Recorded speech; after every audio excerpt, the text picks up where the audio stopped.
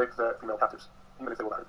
Muhammad was also obsessed with the Jews. He initially felt he could convince them to join him and accept his prophethood, but they kept insisting for miracles that he couldn't provide. So he became increasingly frustrated with them and began to come up with reasons to attack them, banish them, and take over their wealth and property. He banished a couple of Jewish tribes from Medina, but then the third and final tribe went to slaughter. The Banu Qurayza had been accused of not doing enough to support Muhammad in his battles, and he besieged their fortress for 25 days with no food or water allowed him before they were forced to surrender. Now, cutting food and water from a village may seem inhumane, but the Quran here praises the Muslims for casting terror in their hearts. In chapter 33, verse 26, we see says, "And those of the people of the book who aided them, Allah has taken them down from their strongholds and cast terror into their hearts. Some he slew, and some he made prisoners. As the Jews sat awaiting their punishment, some Muslims from the outside begged Muhammad to be lenient in his sentence, but he appointed a man known for his contempt towards the Banu Qurayza to issue a sentence against them. This man, Sa'ad ibn Mu'adh, ordered that all men and boys who were rich puberty are beheaded. They checked the pubic hair growth to determine who was to die. The women and children were to be enslaved by Muslims and their property taken by Muslims. Muhammad even took a female slave called Rayhana on that day, after murdering all the men of her tribe. One woman was also beheaded after she had allegedly insulted Muhammad. Estimates of people beheaded that day range from 600 to 900 people.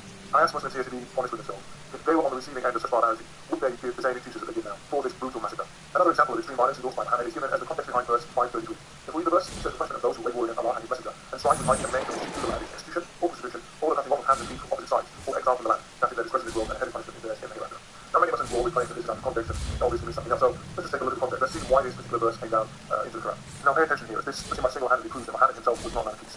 One day, a group of people from Bukala, Arena, approached Muhammad and asked for help. He sent one of his companions with them, along with camels, and told them that they could drink camel milk and urine on their journey. Once they were far enough from Muhammad, the people killed the companion and stole the camels. However, Muhammad sent down for them and captured them. Then he personally committed one of the worst acts of violence imaginable. He chopped off their hands and feet and gouged their eyes out before leaving them there to die in the desert a slow and painful death. This is absolutely outrageous and flies in the face of swift justice. I'm not saying murderers should be executed, but it was very arbitrary, with no attempt to differentiate between the person who killed the companion directly with his hands and the others who were with him, potentially accomplices. Why gouge out eyes and leave them to suffer slowly before dying? This story appears in many Islamic sources. I will link the main source in the description below. Reason number 4. The Quran takes many absurd and historically inaccurate stories from the Bible. For starters, there is no geological evidence around for a global flood like Noah's, even though there should be plenty of evidence for such a flood if it really happened. No historical evidence whatsoever that Jews were enslaved in Egypt at any time. No archaeological proof suggests that they were lost in the desert for 40 years. Yet elements of this story appear quite a lot in the Quran. For instance, Noah's Ark has now been uncovered as a forgery of earlier flood myths. Here on YouTube, you see how he has a brief video on this. It's well sourced and linked in the description below. Whilst you're there, I would highly recommend watching his video on the evolution of Jesus through the New Testament, tracing how his story starts off basic and simple, and evolves into something that is larger than life generations after the alleged death of Jesus. There's a general misconception that Islam claims the previous scriptures like the Bible were corrupted. The Quran actually says Muhammad confirms what was said before him, and confirms the scriptures with the Jews and Christians during the time. Let's take a look at how it's taken. He is also known by the name Israel in both the Bible and the Quran. Let's take a look at where he gets this name. In Genesis 32, we are told Jacob physically wrestled with God during the night until dawn. Then God tried to escape Jacob's grip, but it was too strong, and Jacob said he wouldn't let him go unless he blessed him. God then blesses him and renames him Israel, which in Hebrew means he who prevails over God. Why on earth would the Quran use the name Israel to describe Jacob if this is the name's origin in the Bible? This either means Muhammad endorses the story or he wasn't aware of the meaning of this name. Another bizarre story that comes from the Bible is the story of Lot, where he hosts 2 angels in his home, and the homosexual mob demand Lot hand them over to be raped. Lot, instead, being the good man he is, offers his 2 virgin daughters for the mob to rape instead. Luckily for the girls, the homosexual mob declined Lot's insane offer. This is mentioned in Genesis 19, but it's also mentioned twice in the Quran. Firstly in Surah Hud, chapter 11, verse 78, and also in Surah Hud, chapter 15, verse 71. Apologists here will claim that Lot offered his virgin daughters in marriage, but none of the scriptures say that. That's not a very good excuse either, as he knows they're gay rapists, not exactly people he wants to be revealed to married for another reason. Besides, he only has 2 girls, and it's a lifestyle. 12 pounds plus, the girls had to be shared, and not married to just one or 2 individuals from the family. Reason number 5, the pagan origins of religion. Islam seems to take a multiple names to include. Let's remember that the Sumerian religion was likely the first organized religion in the Middle East and possibly the entire world.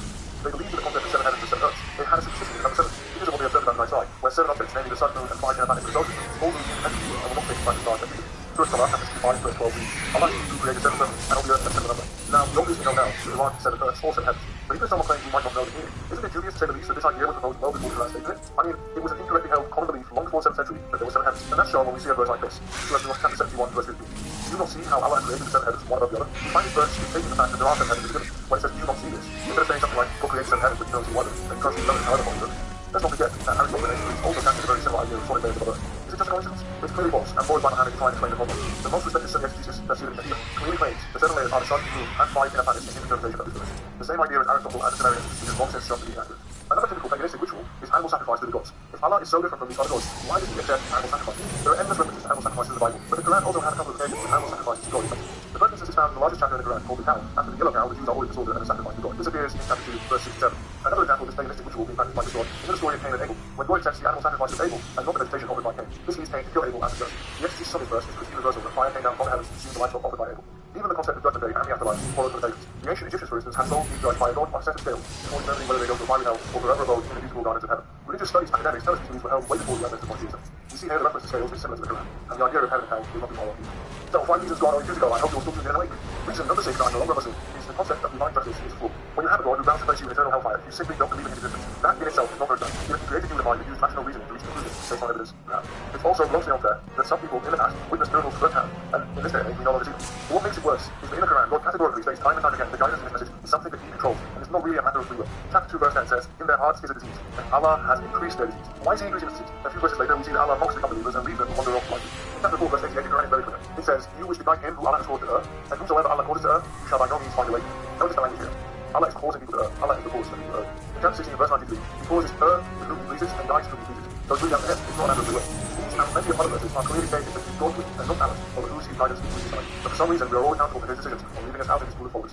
Another unjust concept is the fact that the Quran states numerous times that God favored the Israelites over others. What kind of universal God is this? Why would He send these people so many messages of prophets and give them land and help in battle? It only becomes clear when you look at the history of this God and His origins as a local God, and not as a universal God of monotheism, which He later evolved into according to detailed study of scriptures. Another example of injustice can be found in chapter 2 verse 178. It reads, retaliation is prescribed for you in the matter of the motive. The free man is the free man, and the slave for the slave, and the female for the female. Now, this verse isn't entirely clear from its literal reading, and we need to go and look at the context in which this verse was given. So let's look this up in Abdul Wahid and see why this verse was written. Let's see. Here it says, fighting took place between two Arab tribes. One Arab tribe had more power than the other, and therefore they said, for every slave of ours that you kill, we will kill a free man of yours, and for every woman of ours, a man of yours. And then this verse was revealed. So looking at the context of the revelation, we can see that God has prescribed the barbaric practice of vengeful tribal retaliation, where if someone from tribe A kills a woman from tribe B cannot kill anyone in tribe A other than a woman in retaliation, presumably because a woman and men have very value. What kind of divine justice is this? Innocents are killed in retaliation, and Muslim parents tell us this system is a perfect solution for mankind. Moving on to another point of sword justice. It just doesn't seem like it's a fair test. I mean, people of religion will tell you that everything is a test, and you test whether you believe or not, and if you don't believe, you fail the test and you will be punished hereafter. So, how fair is this? Why does a Muslim have such a massive head start on so many issues? Given that less than 1% of the world's population change their religion, this doesn't seem to be a very fair criteria. If the majority of people are unable to find the right belief using their brain, then I'm afraid God being irrational and doesn't humans are clearly uncapable of seeing the so-called truth of this message very easily. It's like trying to teach a class of 5-year-olds quantum mechanics, and then burning them in an eternity of hell if they don't understand it. Just to put things in context, this God of Islam forbids someone to talk or to allow slavery, the rape of concubines, and the marriage of young girls. It really seems that his moral compass is all over the place. Finally, on to the last reason why I left Islam. Number 7, convenient timing of verses. Muhammad had many instances in when his revelations were convenient for him on a personal level, which undoubtedly leads skeptics to question why God would be revealing verses in the Quran that have nothing to do with the message of Islam. In Surah Al-Qayyim, chapter 66 verse 1, we see that Muhammad is told he should be forbidding things which have been made lawful for him. So the background to the story is that Muhammad has sex with his slave, Mary the Cox, at Hafsa's house. When Hafsa walks in and catches him, he urges Hafsa to tell one of his own wives, Aisha, because he made a promise to her that he would sleep with Mary. Hafsa tells Aisha anyway, and he distraught. There is a breakdown in the relationship of Muhammad and his wife, and after Muhammad vows not to sleep again with Mary, God reveals verses rebuking his wives and urging Muhammad to not back himself from Mary. This was Ahzab chapter 32 verse 37. The background to this is that Muhammad was attracted to his cousin Zainab bint Jahash, who was one of the most beautiful women in Quraysh at the time. But she was married to his adopted son, Zayd. When Zainab knew of Muhammad's attraction, she wanted to dissect and marry Muhammad, who had a much higher social status. When Zainab and Zayd divorced to allow for Muhammad to marry her, people frowned on the move as they considered Zainab to be his former daughter. But Muhammad gets a revelation from God ordering him to marry Zainab, and not being what people say. The reason given why he needs to marry Zainab is so that other Muslims will know that marrying your adopted son's ex-wife is okay in God's eyes. Saying in chapter 13 verse 50, we see in this verse, which basically gives Muhammad an exception to the rule of having a maximum of 4 wives. He is told in this verse he can take as many wives as he wants. Just 3 verses later, we have another convenient verse. Here, the background to this is that Muhammad is annoyed by guests at his home are overstaying their welcome. One of the guests is Talha ibn Ubaydullah, who makes his intentions clear that he plans to marry Aisha after Muhammad's death. Muhammad is frustrated with this man, but he's too shy to tell him to leave. So God reveals a verse to tell these people to leave Muhammad's house, and he also throws in the order that no one will ever marry any of Muhammad's wives after he dies. Muhammad once called for polytheism and recognized 3 female deities as daughters of Allah. This delighted his pagan opponents, but soon after Muhammad said he was told by Gabriel that he never gave him these monotheistic verses, and he gave him other verses to recite in their place. People became suspicious of Muhammad's claim to prophecy as a result, and God sends him another verse, this time in chapter 22 verse 52, saying that Satan had cast those words on his tongue, and that this had occurred with many of the previous prophets too. That seems too convenient. So on that note, this video ends. Please help spread my work to Muslims or non-Muslims alike who may be interested in the arguments I'm putting forward here. If you are a Muslim watching this video, Earth and heavens were one and let's split apart. Well, sorry, but that is nowhere near this finding Big Bang. For starters, Earth formed as a result of the universe coming into existence. It was not existed at the very beginning of the universe. Earth was only formed around 9 billion years after the Big Bang, so it was never there at the moment of the Big Bang. And if it was, the planet would have been incinerated in the face of such beautiful force. Moving back to the point of scientific inaccuracy, the Quran repeatedly tells us in the clearest of terms that the Earth was created first before the heavens. Quran verse 229, He it is who created for you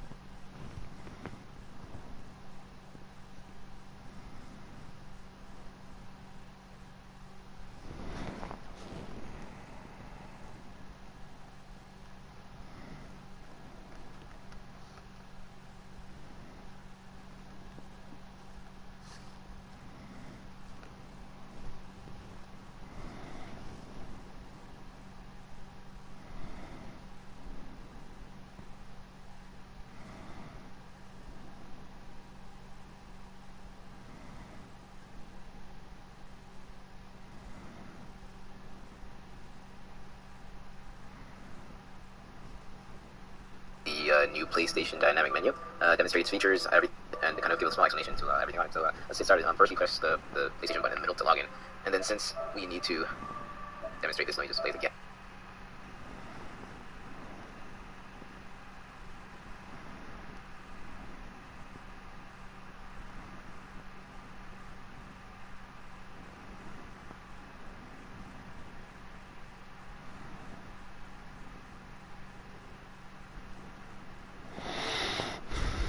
everyone. This video is going to cover adding folders to your home screen on the PlayStation. This is a new feature. This is a newest feature than the latest update, one of the latest updates of OS for PlayStation. It's adding folders. A lot of people requested this. It's a new feature to kind of reduce the clutter in your home screen. Here I'm adding a game.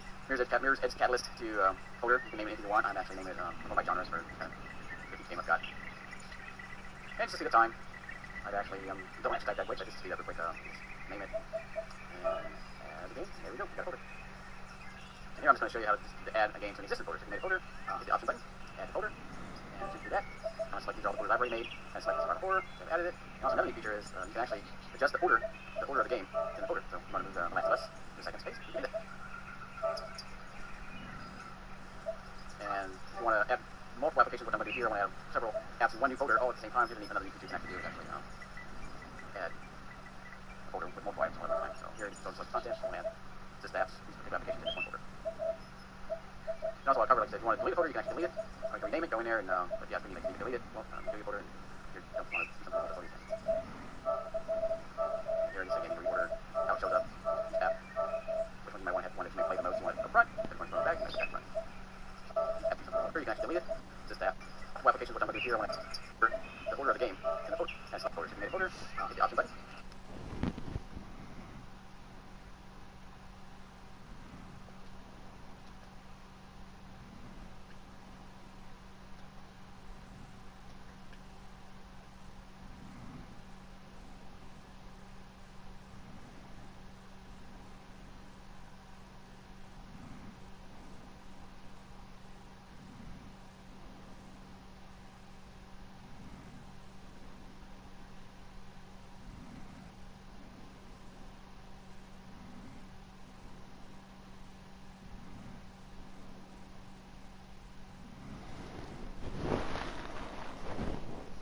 Folder, and just do that. I'm going to select these all the folders I've already made, and select this about a folder, and added it. And also another new feature is you can actually adjust the order of the game in the folder. So if you want to move The Last of Us to the second space, you can do that.